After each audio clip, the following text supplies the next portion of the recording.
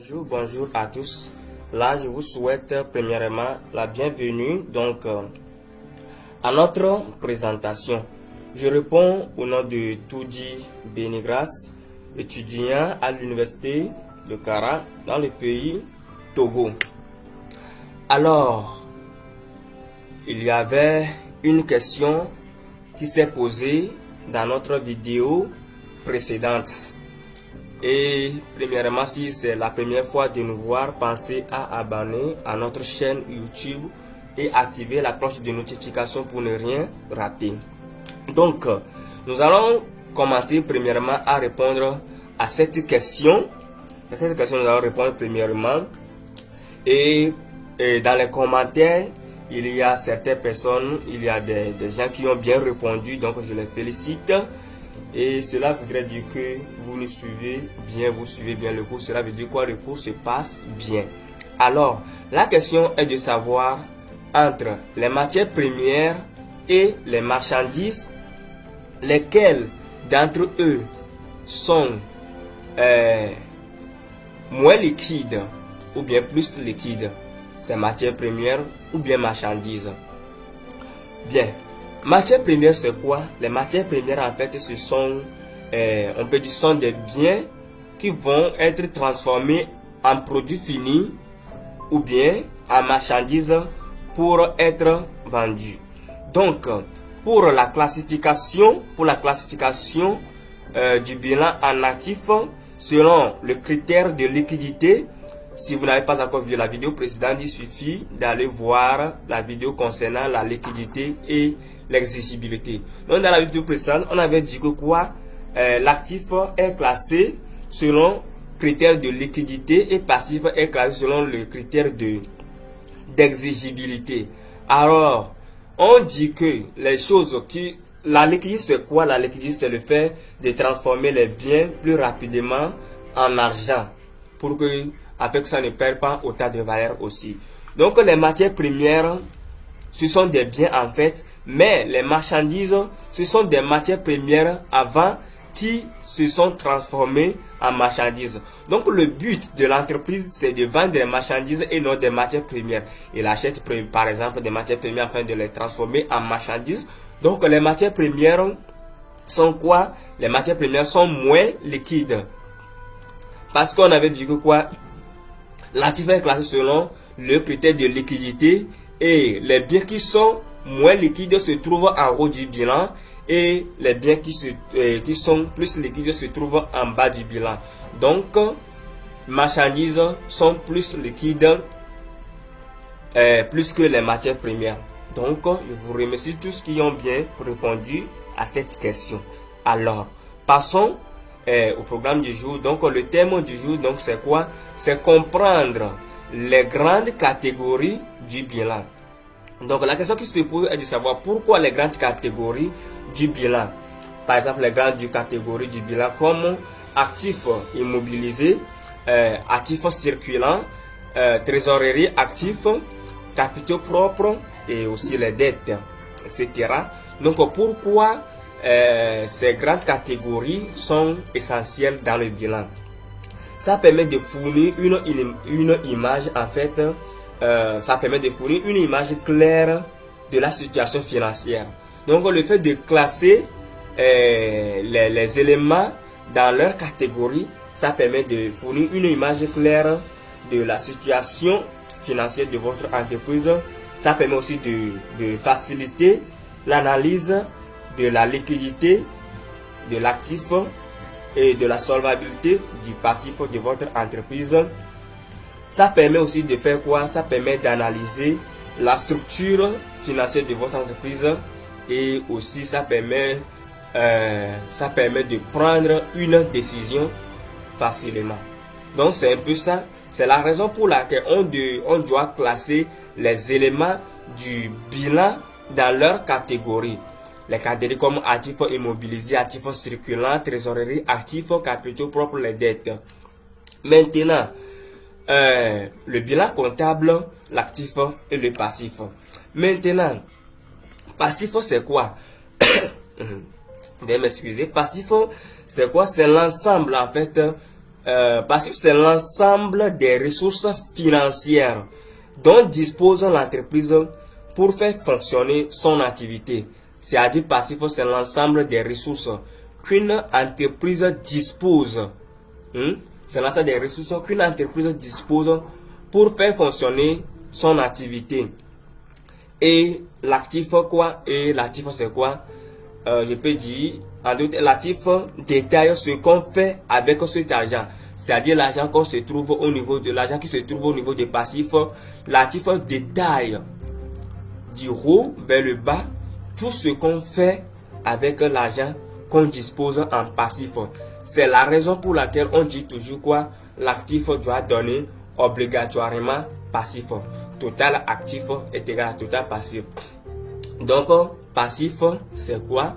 C'est l'ensemble des ressources financières qu'une entreprise dispose afin de faire fonctionner son activité. Et l'actif, c'est quoi?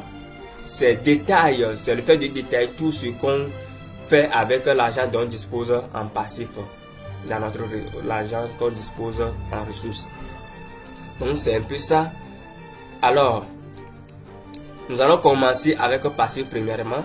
Donc, passif, par exemple, le billet de 10 000 francs qui est là, on peut l'appeler les capitaux propres. Pourquoi capitaux propres? Par exemple, parlant de capitaux propres, ce sont des sommes d'argent que les apporteurs ou bien les actionnaires ont apporté pour la constitution du capital. Vous voyez, pour la constitution du capital. Donc, ces actionnaires ou bien ces apporteurs sont là pour le partage du bénéfice. Si l'entreprise a réalisé des bénéfices, donc ces actionnaires sont là pour avoir leur part du bénéfice.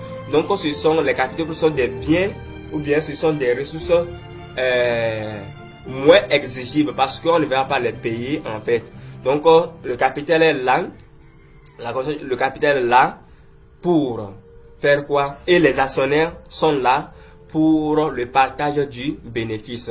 Donc, ça appartient aux actionnaires ou bien aux apporteurs. Donc, c'est un peu ça.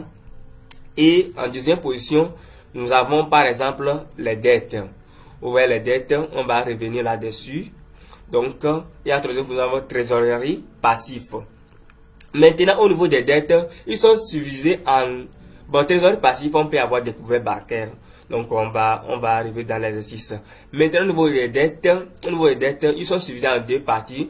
Nous avons des dettes long terme, des dettes de long terme et des dettes de court terme.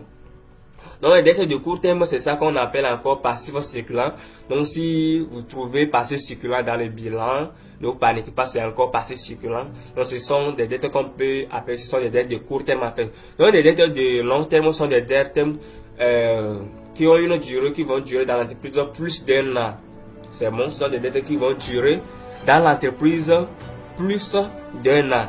Et des dettes de court terme sont des dettes qui vont durer de moins d'un an. Ça peut être en jour, la dette peut être en jour, en mois, en semestre, en fait. Donc, par exemple, une dette de long terme, est-ce qu'on peut y avoir, par exemple, emprunt?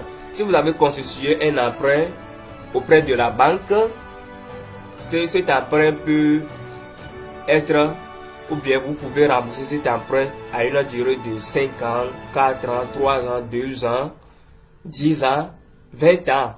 Donc, c'est par tranche, bien sûr aussi. Donc, ce sont des dettes qui vont durer plus d'un an. Et des dettes de court terme, de moins d'un an. Par exemple, nous avons quoi? Les fournisseurs. Vous voyez, si vous achetez auprès de vos fournisseurs, il faudrait que vous allez les payer au vite, au temps possible. Vous allez les payer tôt. Vous voyez un peu? Donc, c'est un peu ça. Donc, toutes ces ressources du passif vont être employées en actif. Donc, toutes ces ressources, on va les démontrer ce qu'on fait avec tous ces dettes, tous ces capitaux propres, ce qu'on fait avec ces ressources-là. On va les montrer ce qu'on fait avec ces ressources. Donc, les détails seront figurés en actif. Au niveau des actifs, donc, nous avons en bref 3 catégories. Autant pour moi, nous avons 3 catégories. Premièrement, nous avons quoi? Actifs immobilisés. En deuxième position, nous avons quoi? Actif circulant. Troisième position, nous avons quoi? Trésorerie actif. M'excusez. Donc, c'est un peu ça. Donc, au niveau de l'actif immobilier, ce sont des biens durables. Ce sont des biens qui vont durer longtemps. C'est bon? Ce sont des biens qui vont durer, ce sont des biens qui vont rester durablement ou bien durablement dans notre entreprise. Ce sont des biens de long terme. Ce sont des biens qui vont rester dans notre entreprise longtemps. Et actifs circulants, bon, par exemple, au niveau de actifs immobilisés, on peut avoir fonds commercial. Fonds commercial, en fait, c'est quoi? C'est l'ensemble des moyens qu'une entreprise utilise pour garder sa clientèle. Donc, la clientèle, c'est un bien, en fait, c'est un bien durable qui va durer dans l'entreprise. Nous avons par exemple fonds commercial, bâtiment, matériel de transport, mobilier. Maintenant, au niveau de l'actif circulant, ce sont des biens non durables. Des biens que vous allez payer, ou bien ce sont des biens que ce sont des biens qui ne vont pas dépasser quelque chose d'un an dans l'entreprise. C'est bon, ce sont des biens qui ne vont pas dépasser un an dans l'entreprise. Par exemple, les dettes des clients, les clients doivent vous payer en temps, au plus tôt possible. Par exemple, nous avons les stocks, par exemple les stocks des marchandises, stocks des matières premières, vous allez les vendre au plus tôt possible. Donc, ils ne vont pas durer en fait dans l'entreprise. Nous avons les créances aussi, c'est-à-dire les dettes des clients. Et trésorerie actif, donc nous avons par exemple banque, les caisses. Donc, vous voyez un peu, donc c'est un peu ça les grandes catégories du bilan. Donc, en résumé, on peut dire quoi l'actif du bilan? Nous avons quoi? Les grandes catégories de l'actif du bilan, nous avons quoi? L'actif immobilisé et actif circulant et trésorerie actif. Et passif, c'est quoi? Nous avons quoi? Capitaux propres, ressources similées. Capitaux propres qu'on abrévie par quoi? CAPRORA, qui est capitaux propres et ressources assimilées. Deuxième position, nous avons quoi? Dette de long terme qu'on appelle encore DEFIRA, dette financière et ressources assimilées. Troisième position, nous avons quoi? Dette de court terme ou passif circulant. Et en quatrième position, nous avons quoi? Trésorerie passif.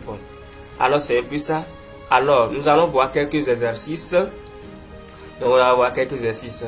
Alors, je vous souhaite, ou bien j'aurais souhaité que vous allez stopper la vidéo et essayer de classer ces éléments dans le bilan comptable. Vous voyez un peu, vous allez classer, vous pouvez stopper la vidéo, apport personnel, emprunt de la banque, salaire à payer, découvert bancaire, facture à payer, dette fiscale. Tous ces éléments-là, vous allez essayer de les classer dans le bilan avant de voir la correction pour voir si vous avez bien fait ou pas, si vous avez bien suivi le cours. Donc, apport personnel. Apport personnel, c'est quoi? C'est ça que je disais, que ce sont des actionnaires qui ont apporté quelque chose pour la construction du capital. Donc, ça va se figurer où? Ça va se figurer dans la catégorie des capitaux propres et ressources assimilées. Donc, on va les classer en passif au niveau des capitaux propres et ressources assimilées. Maintenant, emprunt de la banque. Ou bien, emprunt, mes formulations, c'est emprunt auprès de la banque. Donc, vous avez contracté un emprunt de la banque. Donc, l'emprunt, là, vous pouvez payer de 2 ans, 3 ans. Donc, ce sont des dettes de long terme. Donc, ça se trouve, on va les classer au niveau de catégorie de quoi? DEFIRA. Dettes financières, soit signées. Donc, ce sont des dettes de long terme. Et salaire à payer. Oh, oui, salaire à payer, vous avez employé, ou bien vous avez reçu des employés, ou bien des salariés dans votre entreprise qui travaillent pour vous. Donc, eux sont là pour recevoir leur salaire. Donc, c'est une dette de court terme parce que quoi, vous allez les payer au temps possible. Vous allez les payer vite, quoi. Donc, ça peut être salaire, ça peut être rémunération du jour, de l'heure, hebdomadaire, surtout salaire mensuel. Vous voyez un peu, donc ça va durer. Les salaires que vous allez payer là, ça ne va pas dépasser un an. Donc, ce sont des dettes de court terme qu'on va les classer au niveau de quoi? Catégorie de passifs circulants. Donc, ils vont se trouver dans la catégorie de passifs circulants. Maintenant, découvert bancaire. Et oui, découvert bancaire, bon, ça se passe surtout entre les employés ou bien les salariés qui travaillent dans les banques. Découvert bancaire, en quelque sorte, c'est le fait que vous disposez par exemple une somme d'argent dans votre compte bancaire et vous ne pouvez pas, et en temps normal, logiquement, vous n'allez pas dépenser au-delà de ce que vous disposez dans votre compte bancaire.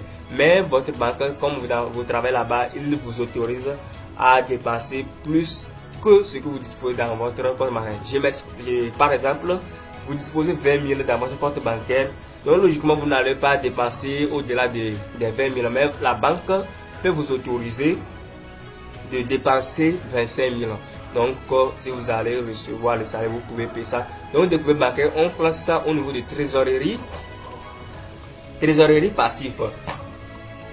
Maintenant, facture à payer, ça peut être quoi? Facture d'électricité, facture d'eau, des dettes envers vos fournisseurs, vous avez acheté à crédit, donc vous allez les rembourser au plus vite possible.